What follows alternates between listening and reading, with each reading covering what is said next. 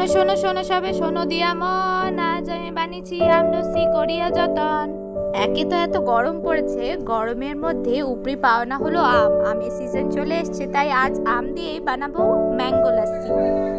আর নিয়েছি মিষ্টির জন্য বেশ খানিকটা খোয়া ক্ষীর।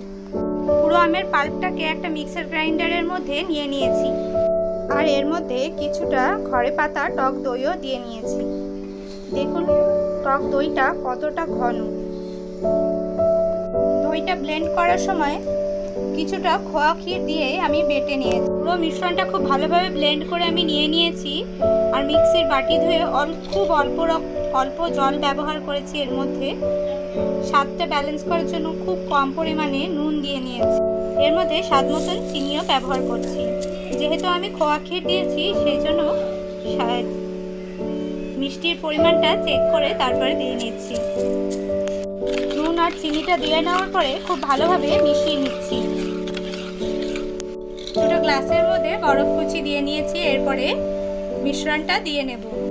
মিশ্রণটা পুরোটা দিয়ে নিচ্ছি। গ্লাসগুলো ফিল করার পরে ওপর থেকে অল্প একটু খোয়া ক্ষীর দিয়ে নিচ্ছি। আর কিছুটা আমন্ড কুচিও দিয়ে নিয়েছি। দুটো গ্লাসেই আমন্ড কুচি কিছুটা দিয়ে নিয়েছি। এরপরে কয়েকটা আমের পিসও দিয়ে নিচ্ছি। ছোট ছোট করে কেটে নিয়েছি আমের পিসগুলো, সেগুলোও দিয়ে নিয়েছি। আমাদের ম্যাঙ্গো লাস্সি একেবারে রেডি হয়ে গিয়েছে। আমি সার্ভ করে নিয়েছি। বন্ধুরা, এরকমই আরো নতুন রেসিপি দেখবার জন্য আমাদের চ্যানেলটি অবশ্যই সাবস্ক্রাইব করে রাখবেন।